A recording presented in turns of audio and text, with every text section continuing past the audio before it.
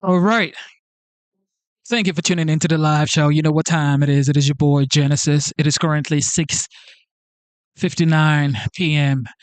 and today's date is the 3rd of June 2025. Welcome to the live show. Yes, it is officially about to be summertime, and a lot is going on in the United States right now. A lot is going on. Matter of fact, worldwide, a lot is going on. And with that being said, thank you for tuning in, ladies and gentlemen. We're going to have a good show. We're going to have fun. We're going to promote peace. Okay, we're going to promote peace. Doesn't matter if you're liberal or conservative, it doesn't matter. What matters is you are American and that you are in love with the idea of being American. All right, that's what matters. All right, it doesn't matter if you're liberal or a conservative. What matters is you love this beautiful country. Now, with that being said, the title for today is America, the Land of Peace. All right? America, the Land of Peace. It doesn't matter what is going on right now. Of course, we see what's going on in Colorado. Of course, we see it. And we see some things going on with protest across the nation. Regardless, we will keep projecting peace in the United States first and then around the world. Now, shout out to Jet. I see you in the comment section, Jet. God bless you for tuning in. Now, in Boulder, this man has been, of course, taken into custody, and there will be more update on this person. But first of all, let's see what CNN has to say about it. Blaming President Biden for allowing the suspect here to come into the United States. Now, the suspect is an Egyptian national. He did actually come into the United States legally on a tourist visa, but according to the Department of Homeland Security, after that visa expired, he stayed in the United States illegally, only later applying for asylum. That isn't something that the president and his Department of Homeland Security spokesperson has been highlighting on social media following that attack, with Trump once again using his predecessor's record on immigration to try to go after him. Back here in the newsroom tonight, my White House insiders are joining me. CNN's Priscilla Alvarez, Reuters' Jeff Mason, and Sabrina Singh, who is the former Deputy Pentagon Press Secretary. And Priscilla, obviously this has been something that we have seen the White House focusing on ever since the identity of this suspect was revealed yesterday. What else are you hearing from people at the Department of Homeland Security about his status, how long he was in the country, and what we know about his time here? Yeah, there are really two key points that his immigration history boils down to. The first is how he got here. That was through the B2 visa, which could be used for tourism. And that was in August of 2022. Now, when you come on that visa, you can only stay for 6 months. That's generally the limit. And we learned from the Department of Homeland Security that he had later applied for asylum. Over the course of his time with his pending asylum application, he also got a work permit. That is very typical.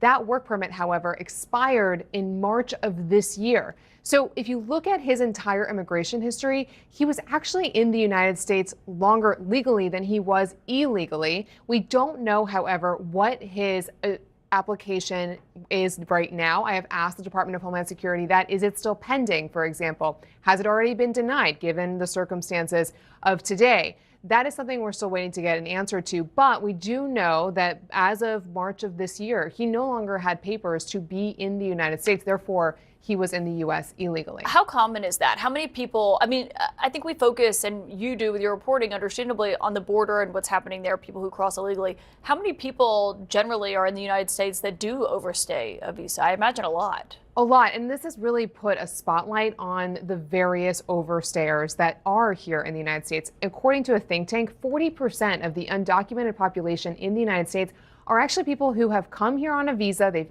entered the United States illegally, then overstayed that visa because there are limits as to how long you can be in the United States on each of these. I will tell you, however, that what he did, coming on a visa, then applying for asylum, that's actually quite common. There are people who come from all over the world on visas and then apply for asylum here. So the occurrence here was pretty standard with what we've seen with other visa overstayers. You worked under President Biden in several different roles in his administration. What is your response when you hear President Trump and people in his White House criticizing Biden and saying, this happened on his watch? Well, I think what Priscilla points out is that, this individual came here legally. Yes, it was under the previous administration, but his status and, his illegal status, it expired in March 2020. What are you even talking about?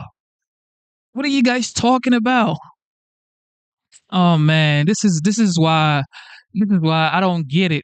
Don't get it. You know what this guy did in Boulder, Colorado, and this is what y'all are talking about? Oh, he came in here legally, but now his status is not legal. Can you talk about the total BS that he actually did and that he's here now illegally? Man, CNN. Various overstayers that are here in the United States. According to a think tank, 40% of the undocumented population in the United States are actually people who have come here on a visa. They've entered the United States illegally, then overstayed that visa because there are limits as to how long you can be in the United States on each of these. I will tell you, however, that what he did, coming on a visa, then applying for asylum, that's actually quite common. There are people who come from all over the world on visas and then apply for asylum here. So the occurrence here was pretty standard with what we've seen with other visa overstayers. You worked under President Biden in several different roles in his administration. What is your response when you hear President Trump and people in his White House criticizing Biden and saying, this happened on his watch? Well, I think what Priscilla points out is that, this individual came here legally. Yes, it was under the previous administration, but his status and, his illegal status, it expired in March 2025 of this year. I think there's a lot of conversations that should be had of people overstaying their visas. And at the end of the day, these people should follow the law. Under the previous administration, under the one that I served, immigration, border crossings were going down. But of course, we've seen this president use it as a talking point and something that he certainly ran his election on, that they're going to keep pushing this message. And so it's not a surprise that we're seeing Donald Trump coming out swinging so hard on this. But again, taking the politics out of it, you have 12 people that were injured horrifically in an attack like this. We should really see the rhetoric on this violence come down and hopefully have more security at events like this so people can peacefully, whether it's organized protest, whatever it is, do so in a peaceful manner, but with, a security apparatus around them as well. Yeah, and obviously certainly not how the Trump White House sees it, as you know very well, Jeff. They have said this is why Trump won, in part, that this was part of what helped him get into the White House. What are you hearing from people at the White House tonight in terms of, we've seen what the administration has been doing on going after and tamping down border crossings and bringing them down to low levels, but what about the people who have overstayed visas? Is that going to become a new target for them? Well, I think in general, this just solidifies their view that they're doing the right thing with regard to immigration broadly and with regard to a crackdown on the border, with regard to this latest issue that you're raising too about overstayers. Very important to say awful what happened. It's unacceptable. But that aside, this White House is not going to jettison the politics. They're going to use this as an opportunity to say, to blame his predecessor, blame President Biden, and focus on what they're doing because it's been a winning issue for President Trump as a candidate and as somebody who's serving as commander-in-chief. Yeah, and different visas, tourist visas, obviously last at different periods. Right. Do we know how long an Egyptian tourist visa would last for an Egyptian national? A B2 visa for this would be, again, about 6 months, and he would have had to, but what's interesting here is he applied for asylum during that period. So this is really the state of our immigration system, is it gets very patchy very quickly. You can come on one visa, then apply for something else, fall out of status here, but still have this other paper over there. And this is where it gets so complicated.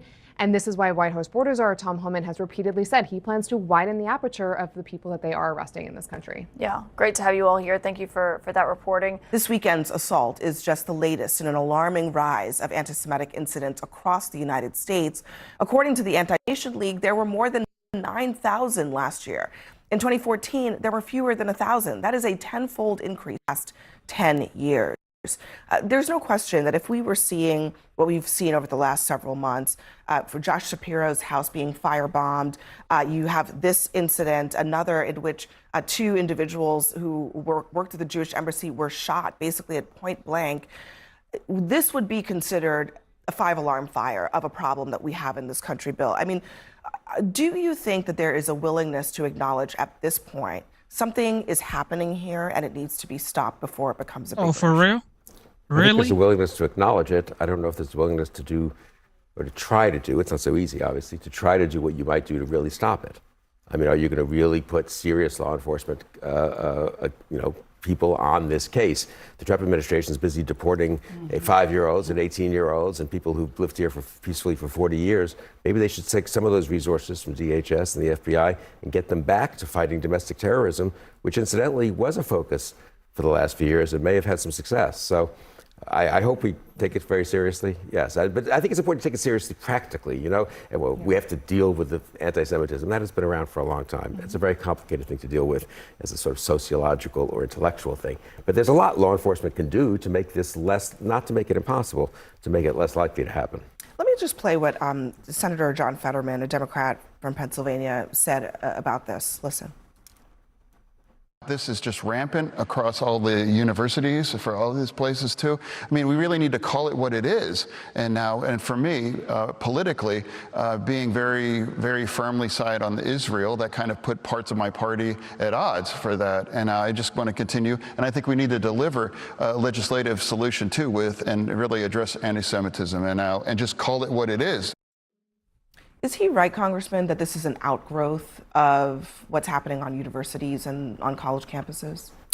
Well, first, we have to acknowledge that there is a crisis of anti-Semitism. Jewish Americans are feeling unsafe. I agree with Bill that we need more law enforcement, but we also need people in my party clearly, unequivocally condemning anti-Semitism, condemning things like globalize the Intifada or River to the Sea chants. So to the extent that there are irresponsible words out there and people aren't condemning them and saying that that's hate, then that is contributory. But what we don't want to do, in my view, is to stifle speech. And so we need to condemn unequivocally hate speech, but allow for the free expression at universities. But Abby, if I could jump in, the problem is not enough Democrats did that last year when these college protests were rampant. They made the excuse that it was all free speech. They made the excuse that people had the freedom to assemble under the First Amendment. When many Americans, many Republicans, and even some Jewish Americans, Jewish students were saying this is going to lead to violence. Well, the chickens have come home to roost. And while there are some Democrats, congressmen, who have indeed come out against anti-Semitic and anti-Zionist rhetoric, there are a whole lot who have not said a single word, in part because they were so interested in wanting to make sure that they had those votes last year, which it didn't pan out for them. Come on. to Do get away. you think any of these, the shooter in Boulder or the shooter in Washington, were influenced by what Democratic members of Congress said? So you think the college Do you think they were influenced by Harvard? meant nothing? I think they were bad, and I actually was somewhat involved in trying to get Harvard to be tougher on them. They were bad for Harvard. They were bad for the general Harvard, atmosphere. Bill. You think those people? That guy in Boulder was paying careful attention. Was paying careful attention. The entire country. Social media does a lot more trouble. Social media. Would you not agree with that? What? Would you not agree that we have a problem with anti-Zionist, anti-Semitic rhetoric on college campuses across the country? We have had a problem. It's much less today than it was a year and a half ago. I know many people who graduated from college in the last week or two who had good experience. I know some Jewish students who were harassed occasionly and whose life was made uncomfortable, which should not happen. I think there were administrations that were too weak. I agree with that. But I think that's a long way ago from some people taking guns and shooting people point blank. Yeah, I agree. Here's what we also have to acknowledge. And I agree that a lot of the college students and the colleges and the leaders did not deal with this as they should have. But we also have to acknowledge, Abby, that the rise of anti-Semitism in the last decade decade can be correlated with the rise of Donald Trump. And the kind of language that he gives a permission slip for all of this anti-Semitic language to be used, in a way that we really hadn't seen before. God. The President of the United States, Blame when Trump. you have dinner with a neo-Nazi, when you right. pardon people who are the Oath Keepers and the Proud Boys, whose groups have an ideology that supports anti-Semitism, when you have anti-Semitic tropes that you traffic in and that you amplify on your own social media, where you have followers of millions of people, you cannot give a pass to the President of the United States with the kind of megaphone that he has and say, oh, he has absolutely nothing to do with this. That is absolutely nuts. You guys are barely scratching the surface here. This isn't just about we need more Democrats to condemn what's happening. How about let's get Democrats not joining in on it? How about AOC and Representative Omar don't join those college campuses? And this hasn't been going on for 10 years. It's been going on for 18 months. And it starts on the college campuses. It empowers people to go beyond. And it has nothing to do with Donald Trump. I want to be a little bit more specific about what we're talking about here, because I definitely think, to the Congressman's point, there are specific things that are being said on these campuses that are anti-Semitic. But the idea that AOC and, I don't know, Congresswoman Ilhan Omar are engaging in those activities, I'm not sure there's a lot of evidence of that. They spoke at the campuses. You know what I mean? They were there on those campuses. But I guess, but here's what I'm saying. But do you understand what I'm saying? If they show up on college campuses to protest, what's the situation in Gaza, are you saying automatically the same thing as uttering anti-Semitic words? Yes, they're anti-Semitic. Make no mistake about it. Their words are absolutely, and this is all based in anti-Semitism. Right, what I'm saying is, do you have evidence that they actually engaged in anti-Semitic language? That is the issue. Supporting terrorists and some of her past statements? Are you saying? Do we have to go through the statements? I am talking about on college campuses. Because I think that there is a difference. The history of protesting is very clear. There's a difference between protesting and saying and doing anti-Semitic things. Would you not agree? Ilhan Omar's rhetoric as it pertains to Jewish people in the state of Israel is deplorable and disgusting. She shouldn't even be in Congress, in my opinion. And them showing up on those college campuses is a green light for the most vicious, disgusting, despicable rhetoric against Jewish students and against Jewish people. You can absolutely draw a correlation. And to pretend that they were on the college campuses and saying kumbaya is to just be naive. The governor and I were talking to President Bush Sr. Before we got on the set, and the tone he set for this country. You know what I think is sad? The Democrats are saying, oh, it's Trump's fault, the anti-Semitism. The Republicans are saying it's the Democrats' fault. How about we just have leadership in this country that starts to bring this country together to condemn anti-Semitism, condemn the terrorism, stop blaming each other? And that's the type of leadership we had, whether it was Reagan, whether it was President Bush Sr., whether it was President Obama. We need to get back to that. But wouldn't you agree we need a cultural change? Students and kids under the age of 30 years old, this is prevalent. This is commonplace. Even the kids that aren't showing up on those campuses think that there's a massive problem with Israel and we should all support Hamas and Gaza. These are the same people that say, well, it's about the women and children that are being killed, yet did nothing about the 300,000 people that were murdered in Darfur or the 500,000 in Ethiopia. They're picking and choosing their self-righteousness. You don't think it has anything to do with Donald Trump's anti-Semitic rhetoric and the tropes that he actually puts out there? But Maria, I do think we have to take the point that he's making, which is that in the last 18 months, since October 7th, the rise in anti-Semitism is clear. That is not a Donald Trump thing. That is a clear outgrowth of this particular moment that we are in. And Trump has his problems, but I do think you have to acknowledge that there is something going on Abby. here. Maybe a permission structure that needs to be addressed or should have been addressed 18 months ago. Yes, I mentioned that when I mention acknowledged that a lot of what was going on the college campuses, the leaders of those college campuses, which frankly paid the price for it, did not handle it very well. Oh, girl, but sit down. We have to go back. I feel like everyone is giving Donald Trump, letting him off the hook for the kind of language that he permits. When you have an administration like his, where you have officials within the administration that have a history of anti-Semitic actions and words and associations, you can't take that out of the equation in terms of where we are now. And this didn't just happen after October 7th. A problem that started 18 months ago. Well, no one was killed in Pittsburgh. No one was killed. No one was killed in Pittsburgh. No one was killed. No one was killed. Sure, Michael. No one was killed in Pittsburgh. No one was killed in Pittsburgh in 2018. Is that what you're saying? It only started 18 months ago. How many people were killed in Pittsburgh? What were the motivations of that guy? When did we see an increase in campus protests? How many people were killed? How many people were killed in Pittsburgh? 18 months ago. Bill and Chair Michael, give me 1 second. And you can be against Ilhan Omar. I am happily against them both. And I think most Democrats are against them both. Chair Michael, and some Republicans are against them both. I do think it is a fair point that it would be actually a disservice to Jewish Americans to pretend as if anti-Semitism only began that's not what I'm saying. 18 months ago. Let me be clear. And that the motivations of anti-Semitic attacks, when you really look back on the history of it, are many. And there are some on the left and some on the right. So that is the point that Bill's making, right? That is the point I'm talking explicitly about college campus protests. You can trace it to about 18 months ago, the increase. That's what I'm saying. And Democrats had every opportunity to address this. They did not. And Shimon joins us now from Boulder. What were you learning about the Holocaust survivor who was injured? Well, sadly, her daughter was with her yesterday, and she was seriously injured. Her daughter has some serious burns. The Holocaust survivor also suffered some injuries, some burns to her feet, and so she's been really worried about her daughter. I last exchanged texts with her last night, and she said she was exhausted and in a state of shock, and she was just hoping that she could just take care of her daughter.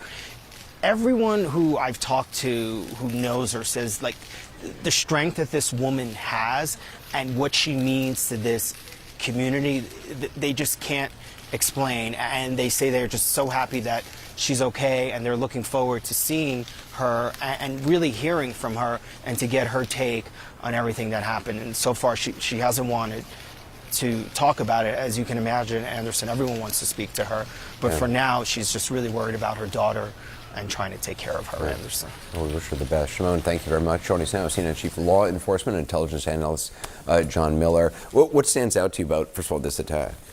A couple of really interesting things. One, we're observing a shift in offender characteristics. You know this better than I do, but if you look at your school shooters, your lone wolf terrorist attacks, what you usually see is someone who is in a stage of serial failing, socially, educationally, employment, no social network. They go into the propaganda, they drink the Kool-Aid, and they are convinced that doing this terrible thing will make them stand out and to some be a hero. In the Jewish Museum case, you know, we have an employed individual who actually went to work that day, ran a conference for his company, and did that after. He lives in Chicago with his girlfriend. He was substantial, if not wildly successful. In this case, you've got an individual who has a wife, 5 children, lives in a house in a suburban area. The neighbors brought cupcakes when he moved in. He waited to do this attack until his daughter had graduated from college. So we're seeing people who are doing 2 very different things. One, they're willing to walk away from a lot. And 2, and this is striking, they're not fleeing the scene, trying to get away, trying to mask their identity. They're not taking on police or trying to get police to kill them. They're waiting, trying to own this attack. The Boulder officials said that the suspect was not on their radar, and though he had these immigration issues. Nor was the Jewish Museum suspect, and nor was the individual who attacked the Pennsylvania governor with Molotov cocktail in the governor's mansion while he slept, except for minor drug arrests. So we're seeing that too. Although it is typical in terrorism cases that they're not on the radar for criminal behavior, but sometimes you run into them in the chat rooms and other places. These people haven't really turned up. I mean, I remember back after Oklahoma City, you know, people buying large amounts of agricultural fertilizer would suddenly pop up on law enforcement radar. Something like this, small amounts of gasoline, I assume that's what the accelerant was.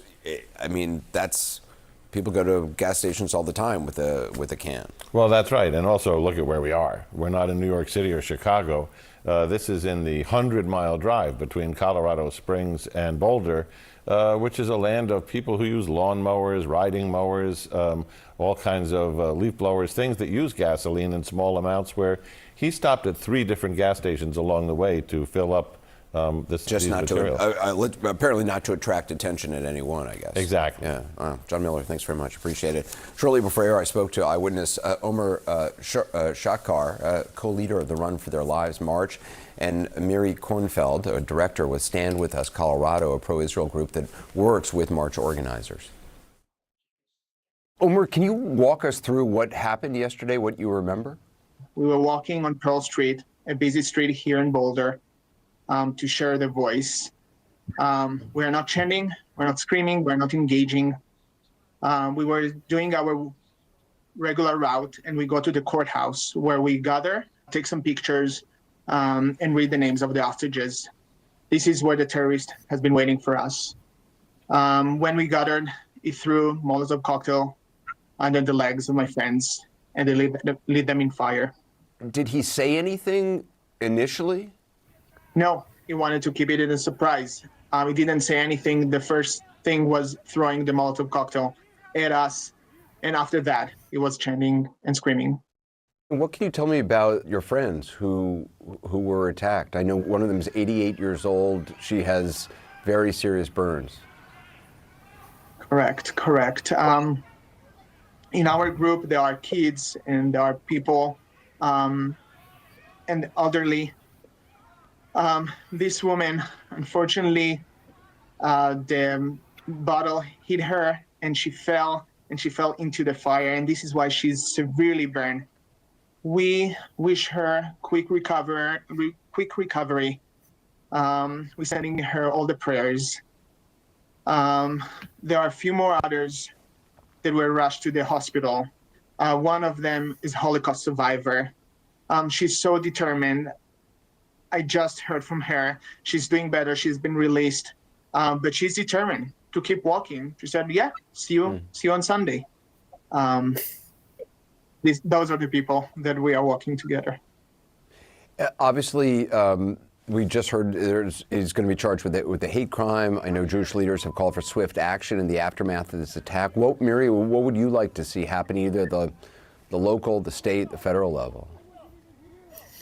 Absolutely. I think it's really important that everybody in the world remember that when we're marching and Run for Their Lives, we're marching for the hostages that were taken on October 7th, the over 240 people who were kidnapped from their homes by Hamas militants. Hamas, the internationally recognized terrorist organization, and they massacred 1,200 people in Israel. That terrorism and that massacre, in addition to the follow-up hate crimes and anti-Semitic acts that have happened all over the world, not only in North America, need to be condemned at the highest levels by all elected officials and by everybody who has a heart. Anti-Semitism left unchecked turns into this, and this is what happens when people call to globalize the Intifada. This is what it looks like. Omer, is there anything else you want people to know? My concern that this event, one or similar events, won't be just against Jewish people. We as a society need to condemn any act of violence, because now it was with Jewish people and one person that didn't like to hear what those people had to say, but it can be against any other community. And I think this is the message that we need to take from this incident. Well, Omer, Miri, thank you so much for talking with us. And again, I'm sorry it's under these circumstances. Thank you. Thank you, Anderson. We appreciate you. It was John Miller, and I talked about a moment ago, this attack is only one of several recent incidents and a growing longer-term problem. According to the Anti-Defamation League, there were a record 9,354 acts of anti-Semitic harassment, vandalism, and violence in 2024. Joining us now, ADL CEO and National Director Jonathan Greenblatt, also former FBI Deputy Director Andrew McCabe. Jonathan, we mentioned this rise in incidents. Was the potential for something like this on your radar? Absolutely. I mean, I'll be honest with you, Anderson. The Jewish community hasn't really had a moment to breathe since October the 7th. Day after day, it's incident after incident, assaults, vandalisms, demonstrations, harassment, the list goes on. So in many ways, I think this was predictable. We're seeing Zionists demonized. We're seeing Israelis, dehumanized. And we've seen anti-Semitism really normalized in the public conversation. I mean, this is a march that's been happening regularly without incident in Boulder, Colorado. I mean, even calling it a march is generous. I mean, these are elderly people, walking, walking around a park, and that this man planned it for a year, and that he was so meticulous in his planning. And as the FBI reported today, not only did he say free Palestine yesterday, not only did he say, I want to end all Zionists, he looked up where was a Zionist group, and he said, I want to kill as many Zionist people as possible. This isn't normal. And according to police, he said he would do it again. Absolutely. Andrew, I mean, should this attack on Boulder have been on law enforcement's radar somehow? Would his immigration status have been enough to raise a red flag?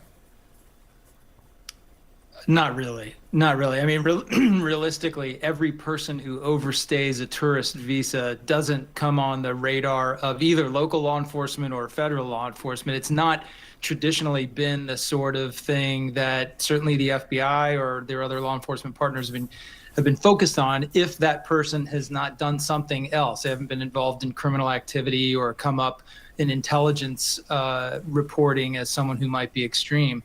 But I think really important thing here, Anderson, is to point out that number that you quoted, that 9,000 plus number of anti-Semitic acts in 2024 is about 5% higher than the number that we experienced in 2023. So that's in any 2 years, that's a pretty big jump. But if you go back to 2019, the number from 24 is over 300% higher than the number from 2019. So you can't really even get your mind around how significant October 7th is as a point of radicalization for people like this person and others who would be inclined to follow their extremist beliefs and take action by inflicting violence upon the Jewish community. We are off the charts in terms of threats to this community. And, we really need to be doing everything possible to limit that. The man accused of using a makeshift flamethrower and Molotov cocktails to set people on fire during a peaceful march in support of Israeli hostages, just making his first court appearance. It was quick and he did not speak. But according to investigators, we are learning that Mohammed Sabri Soliman said he had been planning the attack for over a year and that he had with him another 16 Molotov cocktails that were not even used. He said that he had previously tried to purchase a firearm, but resorted to the Molotov cocktails when he could not purchase a gun because he was not a legal citizen. Terrifying to think about this. The only reason he couldn't purchase that gun was because he wasn't a legal citizen. To think how much worse this tragedy could have been. Soliman now is charged with 16 counts of attempted murder, also charged with a federal hate crime. This video was taken during the attack, and it shows one woman severely injured. You can see we have blurred her, obviously suffering from injuries there. Bystanders are trying to douse her with water to put out the burns. The camera then pans towards the suspect, who at that time was still walking around. According to witnesses talking to CNN, the suspect was yelling "Free Palestine" during the attack. 12 people were injured with burns and other injuries. And this latest act of anti-Semitic violence comes just 2 weeks after 2 Israeli embassy staff members were shot dead in Washington. Their attacker also accused of yelling "Free Palestine." And 49 days after Pennsylvania Governor Josh Shapiro's residence was set on fire, according to the warrant, a suspect told 911 operators he targeted the governor in part because of what he believed were Shapiro's views on the war in Gaza. Whitney Weil begins our coverage tonight live from Boulder, Colorado. And Whitney, obviously a ton of new information here just in these past, really over this past hour coming in about the attack and the planning in this arrest warrant that you have gotten your hands on. What more can you tell us? What is so remarkable about this arrest warrant, Aaron, is that according to law enforcement, he expressed no remorse for his actions.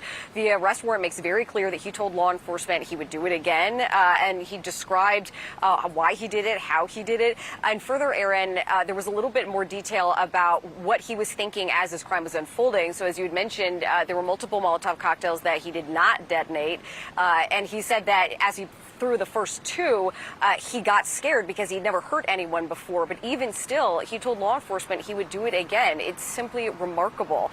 Law enforcement really praised the response from other law enforcement, the long list of police officers and federal agents who responded immediately, but also, Aaron, the community who rushed in to help their neighbors when they were injured. There was a male with a blowtorch setting people on fire. I know that there was at least one party rolling around in flames. Armed with Molotov cocktails and a makeshift flamethrower, authorities say 45-year-old Mohammed Sabri Solomon burned at least 12 people at a weekly Jewish gathering in downtown Boulder as they peacefully marched, calling for the release of Israeli hostages in Gaza. Medical for multiple burns on the courthouse lot. According to law enforcement, Solomon sprayed gasoline while holding a lighter in the direction of the marchers Sunday afternoon while yelling, "Free Palestine." The FBI is investigating the case as an act of terrorism. The person who threw the Molotov cocktail had two more in his hand. And he was holding them and he was yelling and he was screaming at everybody. I think he was saying, "You're killing my people." An elderly Holocaust survivor was among the victims. He's making Molotov cocktails. Law enforcement says 2 Molotov cocktails were thrown and 16 more were found at the scene. Mr. Solomon stated that he had been planning this attack for a year. And he acted because he hated what he called the Zionist group. During the attack, Solomon took off his vest and shirt as they caught fire, according to witnesses. According to an affidavit, he told the FBI he wanted to kill all Zionist people and wished they were all dead, stating he would do it again. Solomon is in the country illegally, according to Homeland Security. He is an Egyptian national and had lived in Kuwait and applied for asylum but was denied a visa. DHS said he entered the country in August 2022 as a non-immigrant visitor and was granted a 2-year work authorization in March 2023 that has since expired. Solomon appeared in court today. This is the matter concerning Mohammed Suleiman. Solomon is facing 16 counts of first-degree attempted murder, as well as multiple counts of assault and felony use of incendiary devices, among other state and federal charges. Recent anti-Semitic incidents have become increasingly violent. Sunday's attack coming after 2 Israeli staff members were shot and killed in Washington, D.C. outside an event at the Capitol Jewish Museum nearly 2 weeks ago. Free Palestine! And nearly 2 months after a man set fire to the Pennsylvania governor's mansion using Molotov cocktails. Aaron, according to that arrest affidavit, he told law enforcement that he expected to die in this exchange. Law enforcement has listed off the long list of charges here. There are more than 40 state charges. DOJ is handling the hate crime charge. The DOJ hate crime charge with an attempted murder underneath it, according to the Department of Justice, the U.S. attorney here in Denver, that carries with it, if convicted, a maximum of life behind bars, very similar to the state charges. The state charges in total, Aaron, carry a maximum of more than 400 years behind bars. Aaron. All right, Whitney, thank you very much in Boulder tonight. Out front now, Boulder Police Chief Stephen Redfern. And Chief Redfern, I really appreciate your time tonight. We're learning a lot more now about the planning that went into this attack. I mean, what are you able to share about the planning and how much worse, frankly, this incident was intended to be?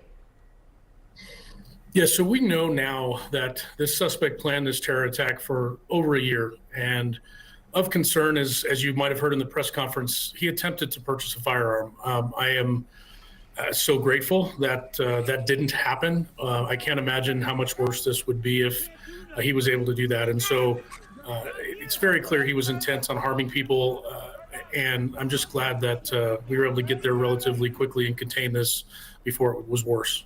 Yeah, I mean, you can only imagine how horrific it could have been, and it so horrible as it is, but to imagine some sort of a firearm and how much death and carnage that could have caused. The affidavit so far says that he told police, and I quote, he wanted to kill all Zionist people and wished they were all dead. Have his conversations with police given you more information about his motive? There's been extensive conversation. Interestingly enough, the suspect was cooperative, and detectives interviewed him yesterday afternoon. And I think to your quote that you just gave from the affidavit, I mean, that is clearly the motive. We have no other motive that's come out at this point. I don't want to say that there might not be something else that comes out down the road, but right now it became apparent in the first few hours that was the motive. So the affidavit also says that his wife gave police an iPhone that had belonged to her husband, and it also says that he told police that he left an iPhone at his house, and that on there were messages to his family, as well as a journal that he left. Can you share with anything with us about what he wrote in that journal or what he says in any of these communications? I can't, and only because our partners with the FBI handled the entire scene down in Colorado Springs where his residence was, so I haven't seen that. I have not talked to the FBI about that. They processed that entire scene, and those things are in their possession. So you say he lived in Colorado Springs, and obviously it's about 2 hours away from Boulder. And we understand that the sheriff's department there says that they'd received 3 non-criminal calls, that's how they describe them, to his house over the past couple of years, or since 2022.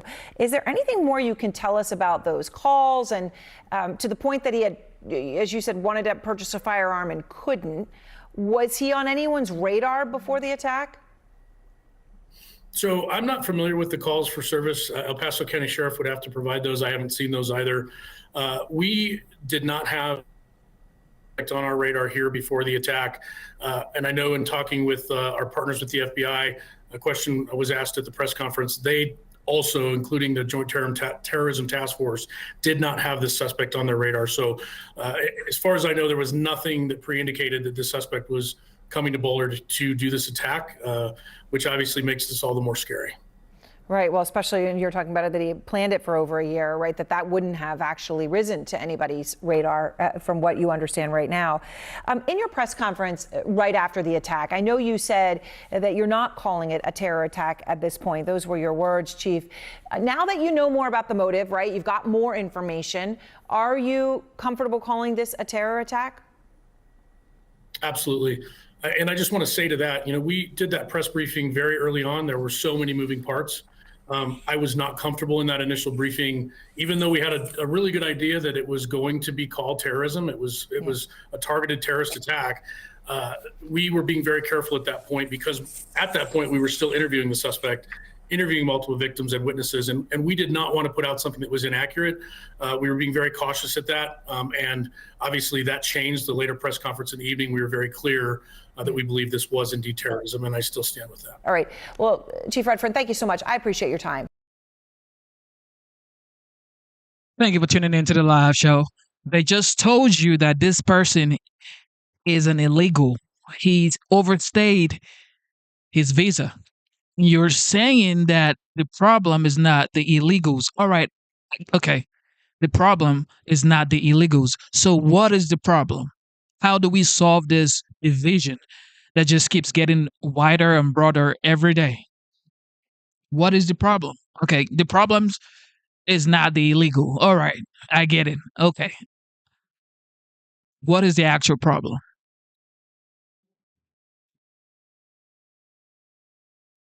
Tonight, masks, baseball caps, and sunglasses. Well, federal law enforcement is masking up when they're cracking down. And it's raising questions over whether officers simply are protecting their identities or engaging in intimidation. Well, last week, a U.S. congressman confronted ICE officers arresting asylum seekers at a New York courthouse. Heavily armed and masked agents conducted an immigration raid near a popular restaurant in San Diego. And on Friday, masked agents of multiple agencies refused to identify themselves as bystanders as they detained a gardener in Western Massachusetts. The acting ICE director says the agents are covering up to protect their families. People are out there taking photos of the names, their faces, and posting them online with death threats to their family and themselves. So I'm sorry if people are offended by them wearing masks, but I'm not going to let my officers and agents go out there and put their lives on the line and their family on the line because people don't like what immigration enforcement is. One of the reasons that this has become an issue, we talked about the congressman who interacted with them. Another congressman, Dan Goldman, said that immigration officers were engaging in intimidation, essentially. Let's listen to what he had to say.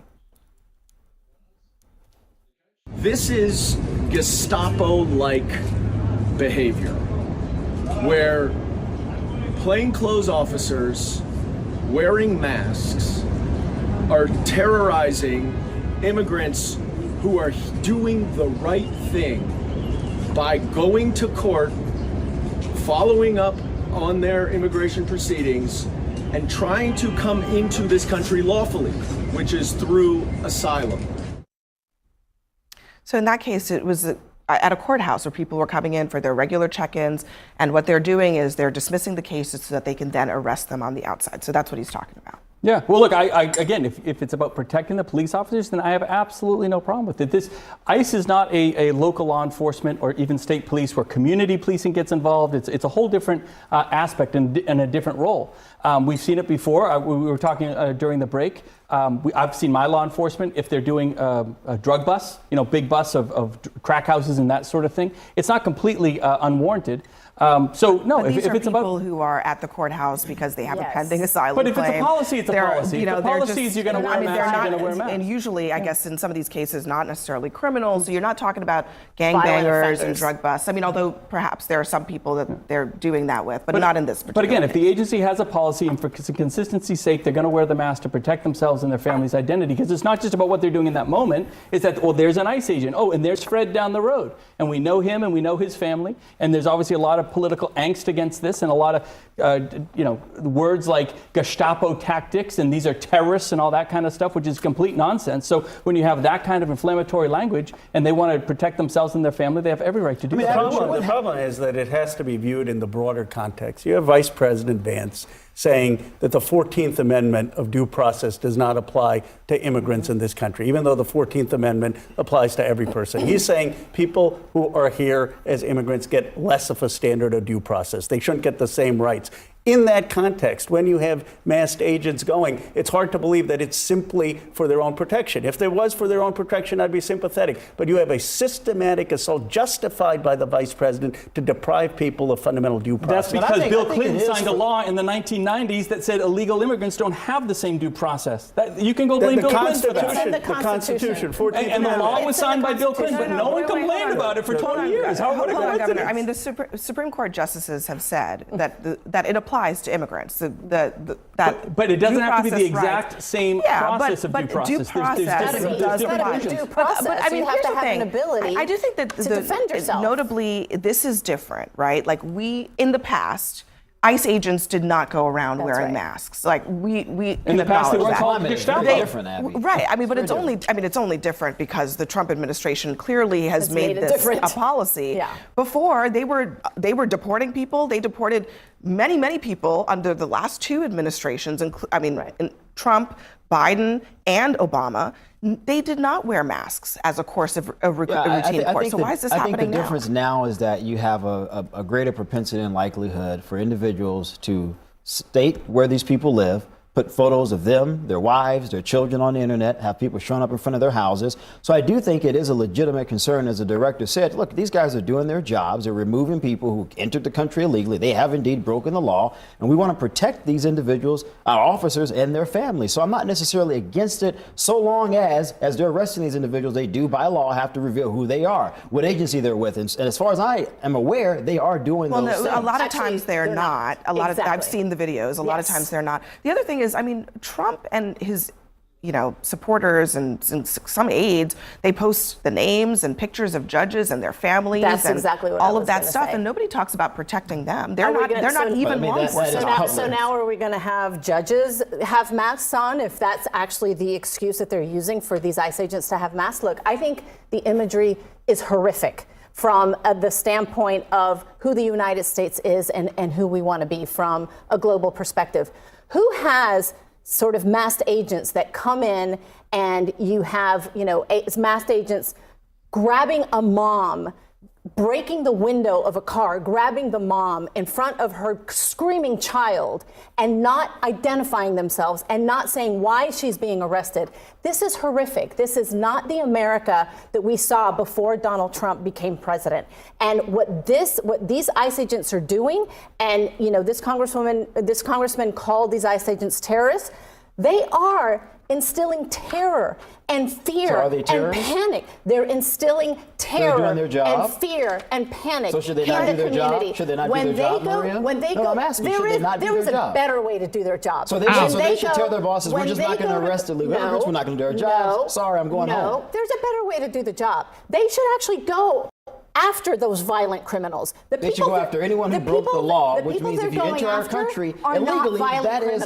But they are criminals, Maria. But here's a problem. But they are criminals. But here's a problem, Sir Michael. I want to They give are Bill not a chance to when they are say in something court, going through the process of asking for asylum. They are actually following the law. And many when of they them leave, have deportation orders. No, you know they that don't. to be Not true. at that point. Many of them and do. All right, let me let Bill have a word then you on give this them topic. the ability to say, you know what, I don't have to show up for my court order. I mean, it's pathetic to pretend that, we're so concerned about their safety, they have to wear masks. I grew up in New York City, 40,000 cops, extremely dangerous circumstances. None of them wear masks except in extremely rare occasions when they were going after some gang leader who might have relatives who go after them. If they didn't, ICE agents have functioned in this country, they didn't wear masks, they shouldn't wear masks. It's total nonsense. And it's for intimidation. It's not really for their protection. It's ridiculous. Somebody said, Russian and Ukrainian. How do we know if they are illegals without due process? How do you know your pizza is ready at Papa John's? How do you know? How do you know if your pizza is ready at Papa John's? Do you demand due process for your pizza? Officials met for a second round of peace talks in Istanbul on Monday, but the discussions ended nearly as soon as they began and without any major breakthroughs. Now, both sides did agree to work on a new prisoner exchange. However, on the matter of a ceasefire, statements from both delegations indicate that neither side budged on their positions. Moscow, for its part, maintained its maximalist terms, which includes Ukraine's surrender of 4 mainland regions. In this case with Russia and Ukraine is doing a lot. Another update just happened today. And yeah, we're going to talk about it. But first, let's see this. Attempted to illegally annex soon after the invasion in 2022. That's according to details of the peace memorandum reported by Russian state media. The direct peace talks came just one day after Ukraine's daring drone strike operation targeting airfields deep inside Russia. The Ukrainian president praised the brilliant operation, saying that the strikes were launched out of necessity. We don't want to demonstrate our strength. We are demonstrating it because the enemy doesn't want to stop. We demonstrate it in a fair way on military targets. And we don't only demonstrate it to the Russian aggressors, but also to all those allies that once were strong allies and have now started doubting us. The trust towards Ukrainians and faith in Ukraine has returned. Nick Payton-Walsh breaks down how Ukraine carried out the operation. A bird's-eye view of humiliation. Ukrainian drones halfway across Russian Siberia, seconds from hitting the Kremlin's most prized bombers. But the data was bad for Moscow. 117 drones hitting 41 long-range bombers across Russia, a Ukrainian security source said. A torn-up skyline here in Belaya. Exactly what Moscow dreaded and Ukraine needed, a boost to its flagging morale. damaging Russia's war machine for sure, but maybe also its calculus in peace talks. Our Operation Spiderweb yesterday proved that Russia must feel what its losses mean. That is what will push it toward diplomacy. Ukraine hit Irkutsk, 4,500 kilometers away from Ukraine, where Google Earth still shows similar propeller-driven aircraft in the open. But they also struck Alenia, right on the Arctic Circle. Similar planes also on Google. Another example of something that just was not meant to happen in Russia's brutal war of choice. The how was as extraordinary. Ukraine's security service head, Vasyl Malyuk, commenting here.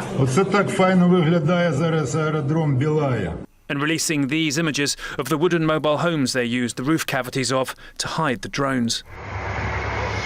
Before their release, once Ukraine said all their operatives were out of Russia. The planes hit mainly the Tupolev 95 and Tupolev 22, the Ukrainian source said, aging, easy to damage, hard to replace.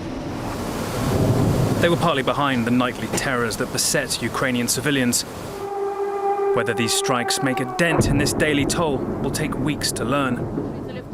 But it may also damage the Kremlin quicker, away from the front lines. Its pride hit hard.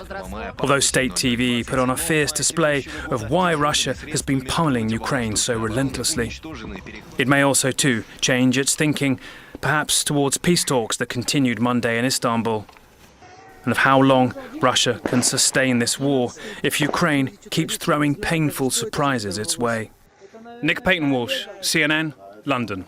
Here now is military analyst, retired Colonel Cedric Leighton. Cedric, just your reaction when you heard, this is estimates of some $7 billion in unrecoverable damage to these Tupolev bombers that predate Russian independence. This was really the Soviet aircraft that were targeted. Ukraine says as many as 40. That number may be in question, but Russia didn't have more than 100.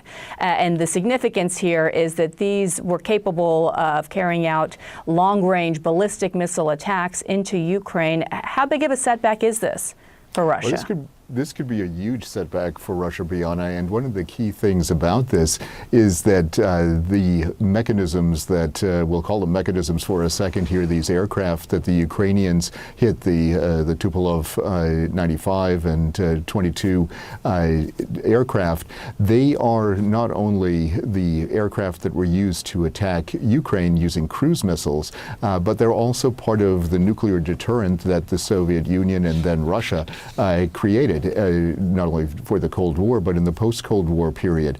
And that's a significant thing because basically what the Ukrainians have done is taken out probably about a third or so of those aircraft from the Russian inventory. And that makes it very hard for the Russians to continue to prosecute the war like they did. And the one other thing that they did was they took out an A-50, which is a so-called mainstay aircraft. That's an AWACS-like aircraft. That means command and control. So now command and control is much more difficult for the Russians to exercise while they attack Ukrainian targets. So this is a very significant development.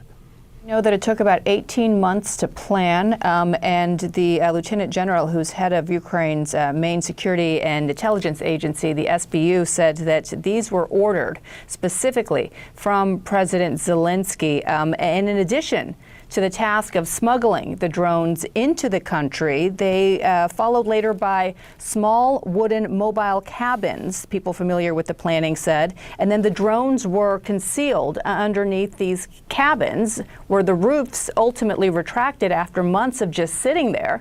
And we've seen some of the video of these drones then flying out and striking these air facilities throughout Russia. And, it's important to highlight the size and scale of Russia and where these aircraft were located. The impact that has now in terms of how safe and secure the Russian Air Force and the Russian military in general feels about where they store their military equipment. Yeah, this is a significant vulnerability. The Russians clearly thought that they were going to be safe, especially in Siberia, although there have been some indications that other air bases that the Russians have, ones closer to Ukraine, were much more vulnerable to Ukrainian attacks, and that's kind of obvious from a geographic standpoint. But what the Ukrainians did was they, in essence, opened up Russia to these so-called first-person view drones, and these drones don't have a very long range. But the very fact that they were able to, in essence, subvert the Russian trucking system to get these drones into those wooden houses, and then kind of do a James Bond-like retract the roof, type system where they actually moved the roofs back when they were ready to launch. That really shows a very high degree of planning, a very sophisticated planning effort, and those 18 months or so that it took to plan this was basically 18 months very well spent because they not only looked at the target on the Ukrainian side, but they assessed exactly what it would take to go after all of these different targets, all of these different air bases that they hit. And these air bases included places in Siberia like we're seeing here, and then also places as far north as the Murmansk region on the Kola Peninsula in northern Russia above the Arctic Circle. So these are the kinds of things that the Ukrainians did, and the planning was masterful. It's basically on the scale of what you would have seen in World War II when Winston Churchill told his version of the SBU, the Special Operations Executive in his case, back in 1940, he said, "Set Europe ablaze." Well, the Ukrainians have set part of Russia ablaze, and it's a very significant development. Yeah, I can't help but think of President Zelensky now in the Oval Office, going back to that disastrous meeting in February when President Trump and J.D. Vance famously, said to him, "You don't have the cards," and knowing that he had at least this card up his sleeve and had been in the works for months. Could any of this happen, in your view, without the aid of U.S. intelligence? Yes, it could have. There are certain things that the Ukrainians certainly benefited from when it comes to U.S. intelligence. But the fact is that there's satellite imagery available through private open sources such as Maxar technologies, so they don't necessarily need the U.S. to do this. They could have also gotten some intelligence from the Europeans. But the Ukrainians have a very extensive intelligence network within Russia. And they've kind of proven that by conducting operations like this. And one thing we have to note is what President Zelensky said when he said that the, quote, office, unquote, meaning the, operational headquarters of at least part of this operation was right next to one of the regional headquarters of the FSB, the Russian State Security Service. So they were doing this right under the noses of the Russians, and that is certainly a very, very significant development from an intelligence perspective as well as from an operational perspective. Now it will, of course, depend on how long the effects are. This might not be as long-lasting a thing as the Ukrainians would like, but I think the effects are certainly there psychologically, kind of like the Doolittle raid, to use another World War II analogy, where we, attacked the Japanese and did it off of aircraft carriers, and the Japanese weren't expecting that at that particular point in time. So the Russians clearly weren't expecting this, and this is the result that we see right now. I would imagine screenwriters are already busy working on Spider's Web and how they could turn that into a.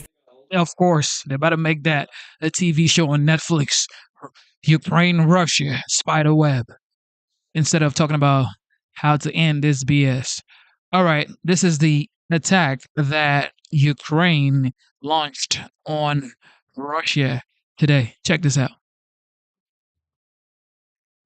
In London for us, and Nick, we're watching intelligence agency showing the moment the bombs went off. While this is the third time Ukraine has hit the 12-mile bridge that's connecting occupied Crimea to mainland Russia since the war began, Ukraine is describing it as a new type of operation. We've got CNN's international diplomatic editor, Nick Robertson, in London for us. And Nick, we're watching this video. You can see those underwater bombs going off.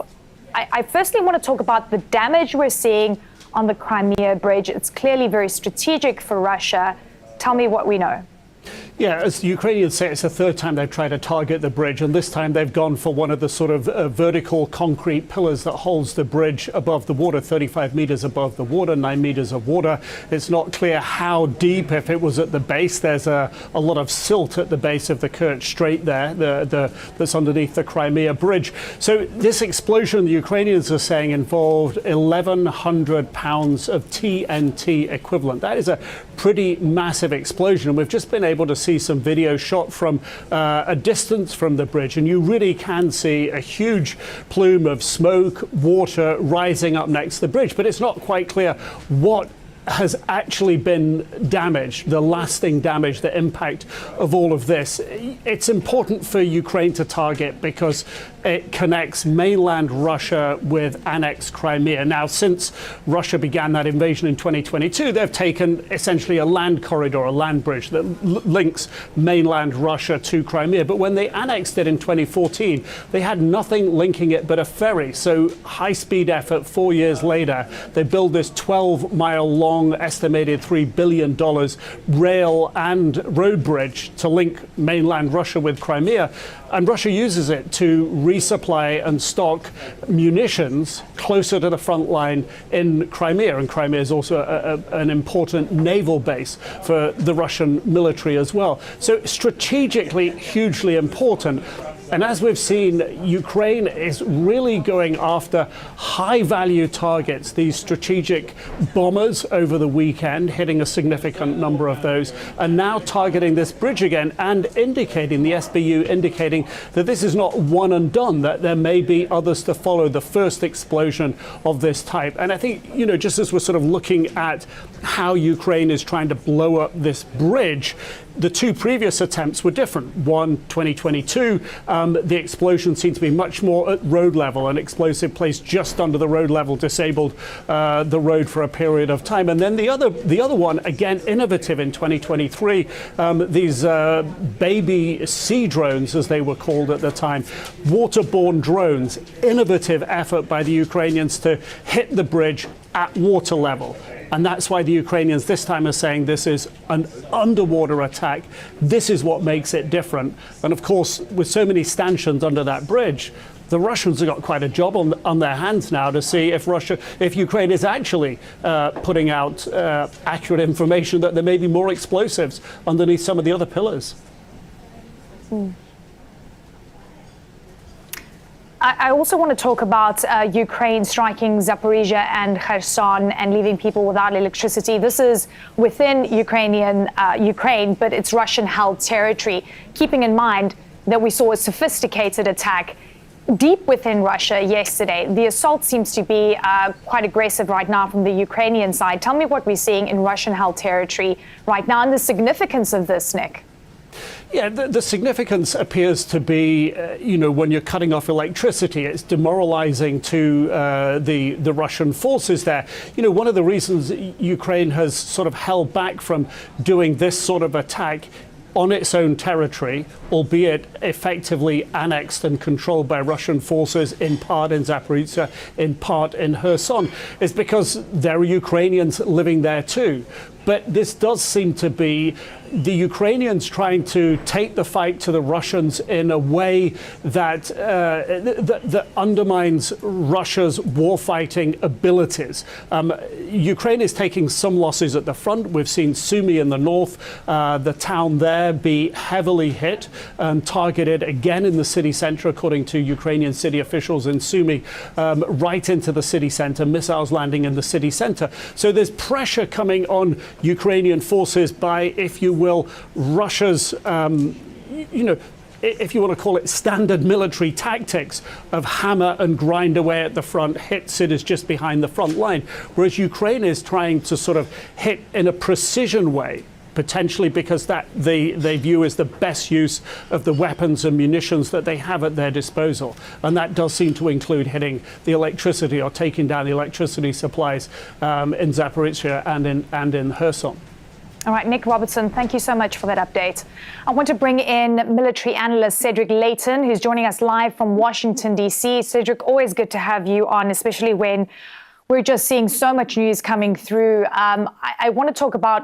As much as I don't like Zelensky. I just don't like Zelensky. But Vladimir had a 2-hour call with the 45th, now the 47th president of the United States. I would say, show some respect. Show some respect. Don't, I get it. You have the force to do what you want to do. Russia has the largest land mass on Earth. Okay? I get it. I get it. Russia is capable. But if you say Trump is someone that you respect and you get on a phone call with this person for 2 hours, and then 2 seconds later, you do something stupid to Ukraine. I mean, what is the Ukrainians are just supposed to say, you know what? Okay, we're just going to wait for what? What are they going to do? I mean, if somebody is trying to sit down and advocate for peace with you, and then you turn around after you've said, you know what? Okay, we're going to chill, and you turn around and do something else, what do you expect? I really support whatever Russia gets at this point. Whatever Russia gets, they get at this point. Matter of fact, I think it should be tripled. I'm sorry. It should be 10x. Matter of fact, 10x. Everybody needs to come together and show Vladimir Putin that you're not God, bro. You're not God, bro. Nobody can be God, bro. Chill. There's so much that's happened. Ukraine striking the Crimea bridge with these underwater explosives. This is after striking Zaporizhia, Kherson. We saw what happened deep within Russia. How are you reading into these attacks? And is it making a big difference in terms of the calculus and the strength of Ukraine right now that has clearly been on the back foot for quite some time? Yeah, Eleni, great to be with you again. The big thing that the Ukrainians are trying to do is basically what Nick pointed out, and that is hit strategically important targets. And so when you see what they're doing, you go through every single aspect. There's a lot of planning that's involved in what the Ukrainians have been doing. And that planning seems to indicate that they're looking at the most effects that they can achieve. So when you look at what's happening with the bridge, the Kerch Bridge, which is a strategically important, vital link between Russia proper and Crimea, they are basically saying, the Ukrainians are saying that this is the place where they are going to, in essence, take a stand. They don't have the manpower to reoccupy Crimea, but they will make it as miserable as possible for the Russians who are occupying Crimea. And that is one of the ways to do that, is to cut off the supplies, make the bridge basically unusable. It's both a rail and a road bridge. And that bridge is basically the one that is such a prestige project for the Russian Federation. Putin himself was there at the opening of the bridge, and he was there at the reopening of the bridge. So that's the kind of thing that they understand. The Ukrainians understand that the Russians have these prestige projects, and they are very much interested in damaging those prestige projects. And the Kerch Bridge is basically at the top of that list. And then if you move on to what has happened with the bomber fleet and the other airplane involved with everything that was happening on Sunday, you see that there are so many different target sets that the Ukrainians were able to, in essence, prosecute, and using that kind of as a military term, which basically means that they went after these targets. So when they went after these targets, they were sending a message. It's a risky operation, both operationally and politically, as well as obviously diplomatically. But the operation that they engaged in is one in which they sent a clear message that everything that the Russians have, their most valuable assets, that all of that is potentially at risk from Ukrainian unconventional attacks. And that is something that could potentially be a game changer for the Ukrainians. That's rightly so. I mean, it's also showing vulnerabilities on the Russian side, where the Ukrainians were able to go so deep within Russia on this covert attack, which clearly was successful. We've also heard Zelensky explaining the logic behind this. Cedric, I want you to listen to what he said. We don't want to demonstrate our strength. We are demonstrating it because the enemy doesn't want to stop. We demonstrate it in a fair way on military targets. And we don't only demonstrate it to the Russian aggressors, but also to all those allies that once were strong allies and have now started doubting us. The trust towards Ukrainians and faith in Ukraine has returned. So that's the theory. That's Zelensky's thinking. But does it give Ukraine an advantage? Because there's a difference between what we're seeing on the front lines and then these precision attacks? Yeah, there definitely is a difference. So when people see attacks like this is basically, in addition to being a military war, a military campaign, it is also a PR campaign. And it's very essential for the Ukrainians to basically bring their allies back, convince people in the United States that Ukraine is worth fighting for. Same in Western Europe, making sure that each of these allies of Ukraine, as Zelensky has called them, that they truly stand with Ukraine. And it is these kinds of attacks, these basically sensational attacks, that really show that the Ukrainians have capabilities that, in essence, belie what is happening on the front lines. The front lines, they're not collapsing, but there are definitely pressures on the front lines. And it's very difficult for the Ukrainians, just by sheer numbers of personnel, the difference between the Russian forces and the Ukrainian forces in terms of numbers and in terms of equipment and just in terms of volume. What the Ukrainians are doing is they're relying on precision, as Zelensky mentioned, and that precision does several things. First of all, it shows that the Ukrainians are using intelligence very precisely. They are not using the old Russian or Soviet method of going after a target with mass, with lots of military forces, with lots of weapons, with lots of artillery. They're basically modernizing what the approach is on the Ukrainian side, and that means less indiscriminate killing when it comes to civilian targets. Basically, the Ukrainians try very hard not to hit civilian targets. The Russians don't care, and that's a big difference between them, and that helps the Ukrainians from a PR standpoint, especially in the West. The fact is, Today, Ukrainian officials are saying that they have hit. The truth is, if the United States steps back from Ukraine and say, you know what, we're not going to support you anymore with intel or whatever, Ukraine is gone. It's over. And that's the truth. Okay? We could say America first, which is America first. I don't care about any of all this country. But the fact is, human beings are literally dying for years now, 2-3 years now. And it's not stopping. Kids are dying. Children, like kids. Got a 5-year-old daughter. Okay. Kids are dying. Women are dying. Pregnant women are dying. Hospitals being bombed. Okay. You can only do that if you think you are God. That's my thing with Vladimir Putin. Okay. You cannot be thinking that you're a God, because he did the same thing with Georgia. He's going to keep going deeper into Ukraine. We can say, well, Ukraine should have never started talking to NATO or trying to join NATO. I get it. Okay, Ukraine is in the saint. Okay, they're not angels. I get it. Okay, Ukraine is at fault as well. But when you have a conversation with another leader who has been preaching that he wants peace, he wants people to stop dying. Trump has said it like, 1,000 times? I want peace. I want people to stop dying. And then you turn around and you do something stupid after having a 2-hour call with Trump. Look, I respect Trump, and I believe he knows what he's doing. I absolutely believe he knows what he's doing. But if Russia takes Ukraine, what does that say about the United States? I mean, just think about it. All right, we pull back. We said, nah, we're not doing nothing. And Russia takes Ukraine.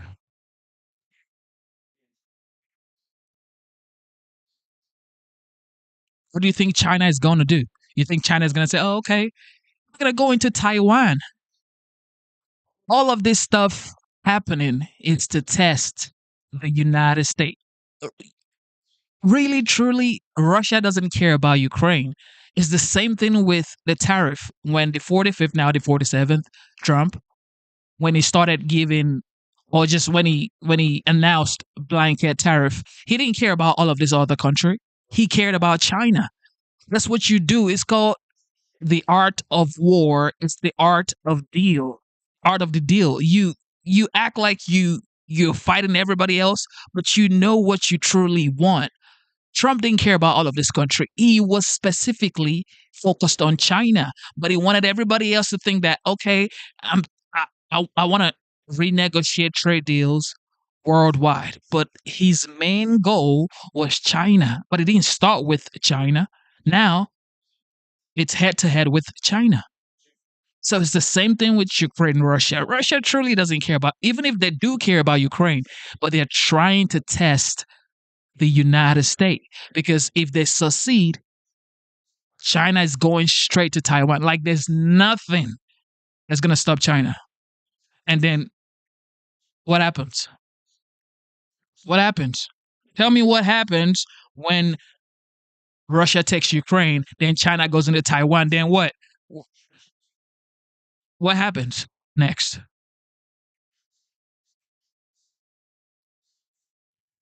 Another significant Russian asset, releasing this video of an explosion targeting the $3.7 billion Kerch Bridge, which connects occupied Crimea to Russia.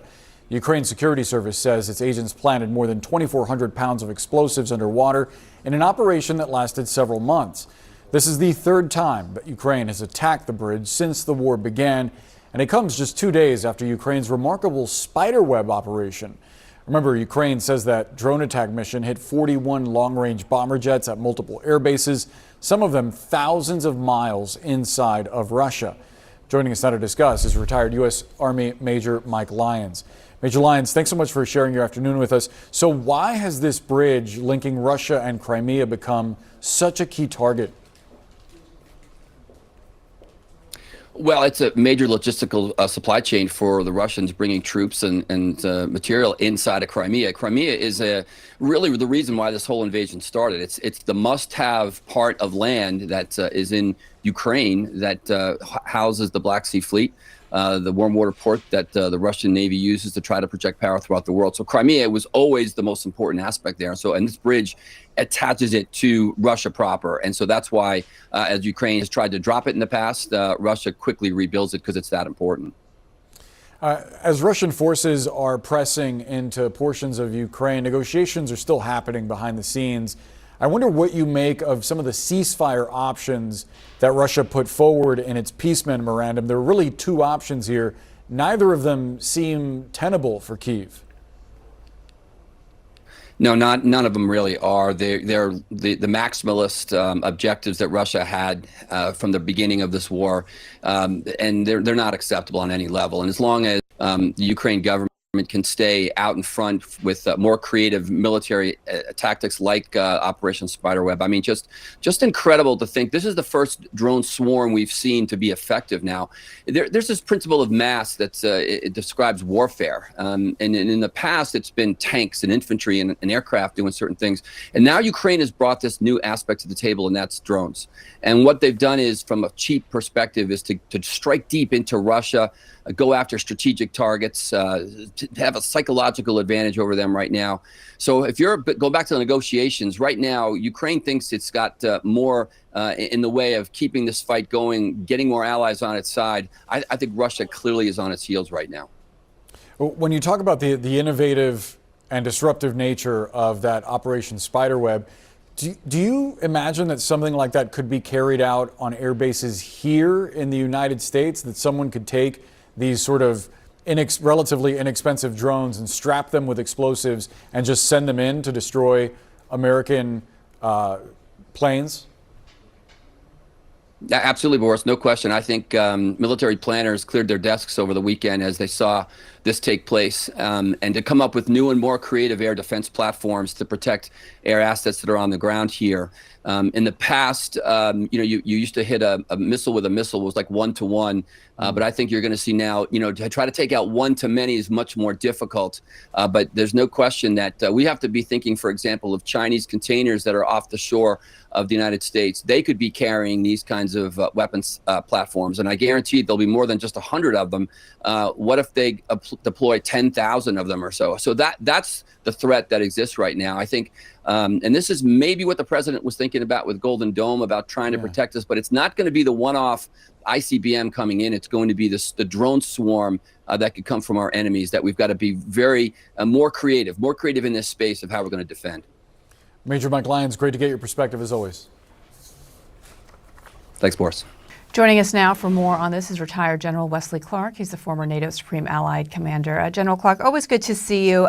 It's notable that every time it appears Ukraine is losing on the battlefield, we see some of this ingenious maneuvering, asymmetrical attacks that they impose on Russia, whether it was the attacks on the military bases, taking out, they report 40 of their bomber planes, but even if that number is in the dozens, that is still quite significant. Now this bridge again attacked for the third time, connecting Russia to Crimea. Talk about the impact this has on the Russian military and where things stand at all when it comes towards some peace negotiations.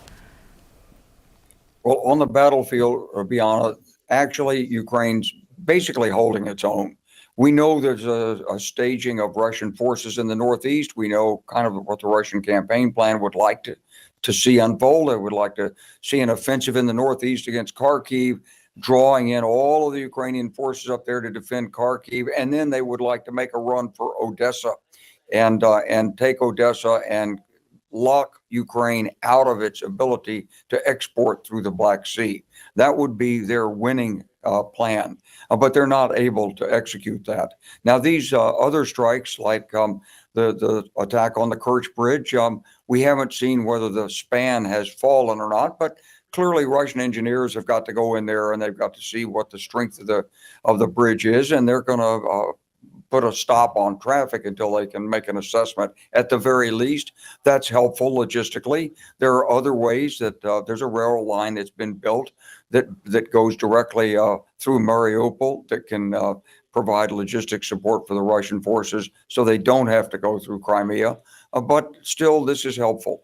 The strikes by the drones, it took out a substantial number of Russian aircraft. It's a huge psychological blow to President Putin and to the armed forces. You can be sure that there'll be a lot of people sacked in the security forces and in the armed forces who were supposed to protect these air bases. And there'll be a further tightening of whatever they can do to prevent drones and explosives and wooden boxes from moving around in Russia. But the war is going to continue until Putin understands he cannot win. And so this is why the statement by the NATO Secretary General is so important and why we need strong U.S. leadership. We need the Trump administration to reinforce what the Biden administration was doing with military assistance to Ukraine. Patriot missiles, 155 artillery ammunition, small arms, new technology like lasers to shoot down drones. All of that needs to go in. When Putin realizes he can't win, that's when this war will stop. Right, so you're saying that essentially what should come of all of this is the Trump administration giving more military aid to Ukraine. One of the things that Zelensky talked about is this idea that, yes, of course, he's trying to send a message to Vladimir Putin, but he is also trying to send a message to Donald Trump as well. This idea that we're not as much of the underdogs as you might think. We can actually do well and we can carry our weight in this war, hoping that perhaps because Donald Trump doesn't see them as potential losers anymore, that maybe he might step up in terms of aid and assistance. I mean, do you think that's going to be really the case here, General?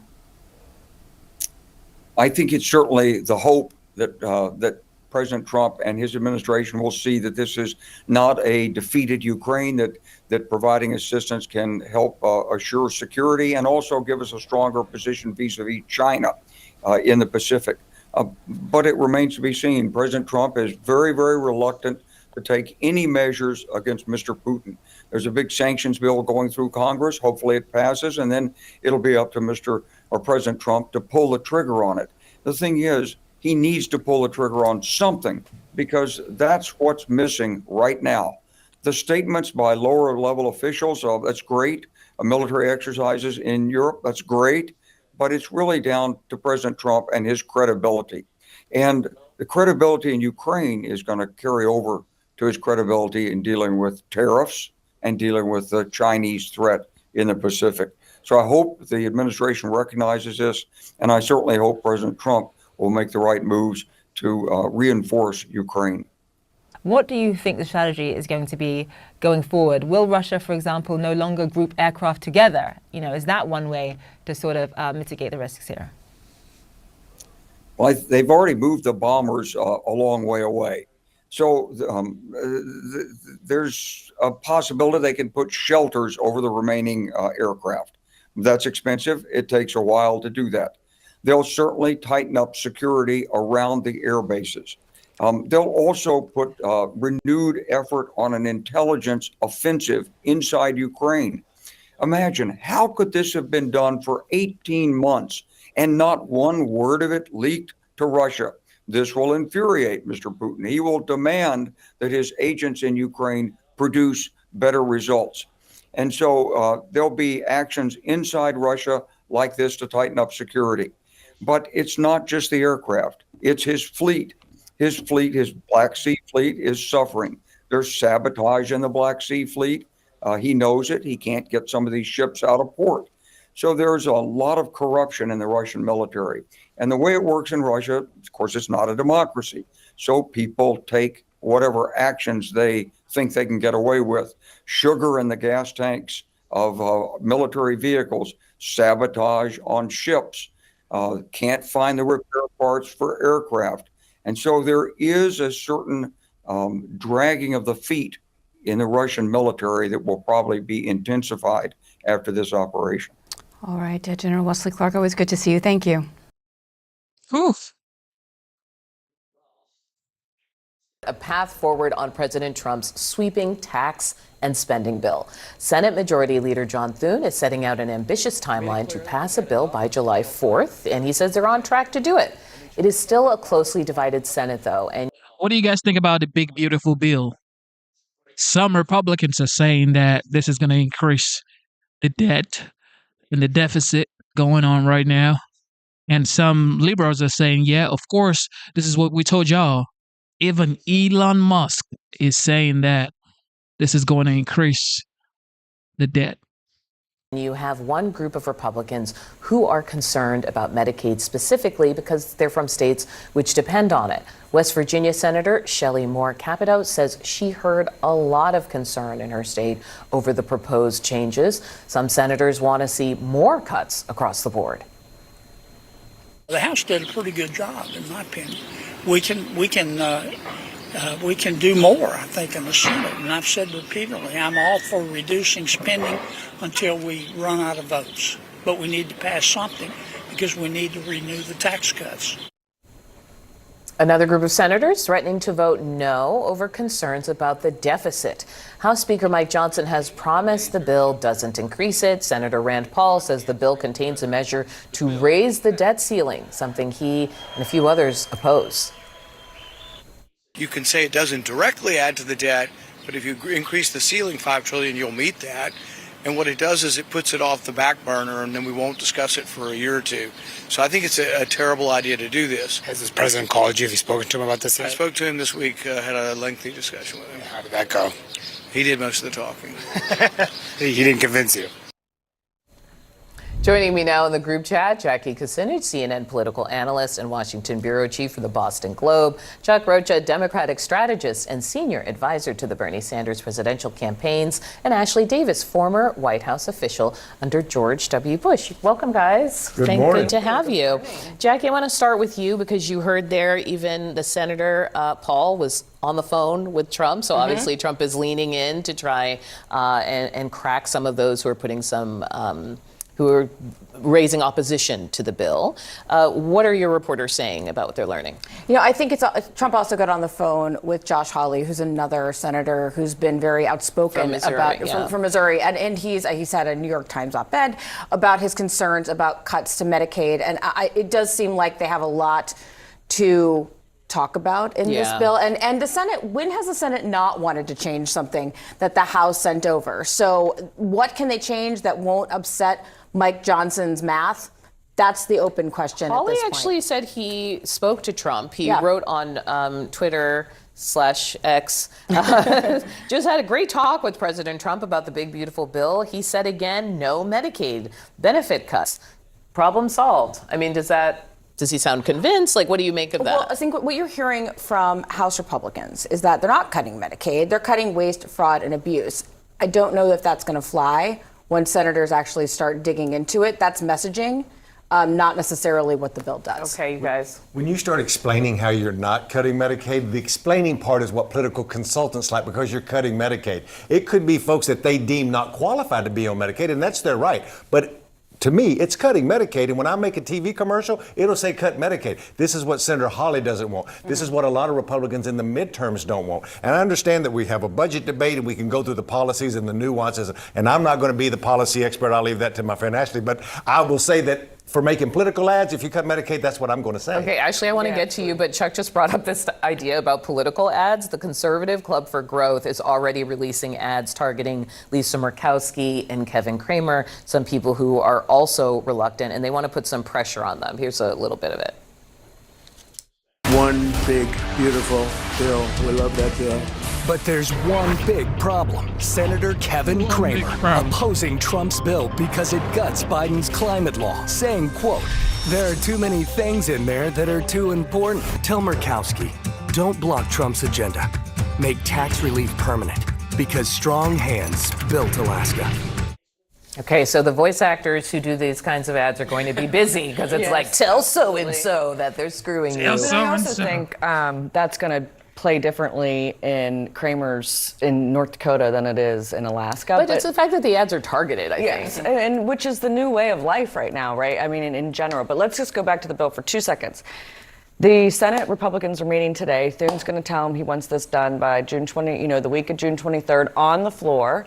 So that means that it passes by July 4th. We'll see if that happens or not. You have 5 committees this week coming out with their package of the bill. They're not going to do markups in their committee. You have Ron Johnson and Rick Scott who've kind of changed their tunes over since last night in regards to like, listen, we want certain things. We're concerned about the deficit. We're concerned about the budget. However, we want this bill to pass. And then you have Josh Hawley, kind of stepping things back a little bit. So I feel like I need a chart. You're really dealing with, and the other 2 senators that you're really dealing with are Murkowski and Collins, right? So that's your universe to get on board. But they're moving quick, and he's going to try to get this done. And I So you think even the speed is a factor? I think speed is the most important factor. They got to get this done. Yes, this thing hangs out there longer. You start losing people. It's going to be bad. I think the bill gets passed, number one, and I think they get it passed by the recess because they kind of have to. President Donald Trump working overtime right now to get Republican senators on board and get on board quickly with his sweeping domestic policy agenda as he is aiming to get his massive tax cut and spending bill that passed the House to get it passed through the Senate and headed to him before July 4th.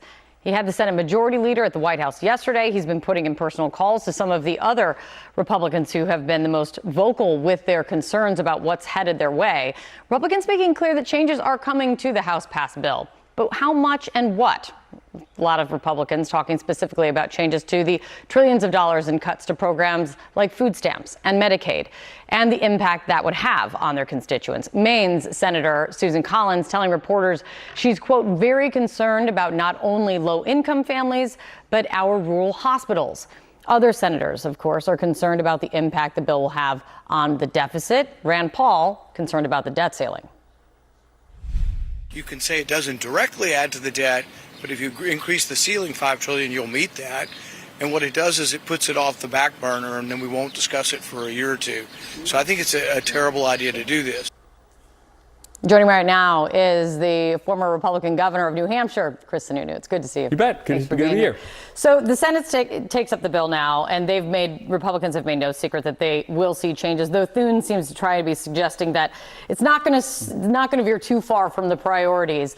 But take a senator like Josh Hawley. He's conservative. He has been very vocal about he will not support, cannot support any cuts to Medicaid benefits. He called it, what he said as he wrote about this, he said cutting funding for a program like Medicaid would be morally wrong and politically suicidal. Do you agree with that? It's not politically suicidal, and I don't think it's morally wrong. I think it's just a huge number. And the dynamic comes to this.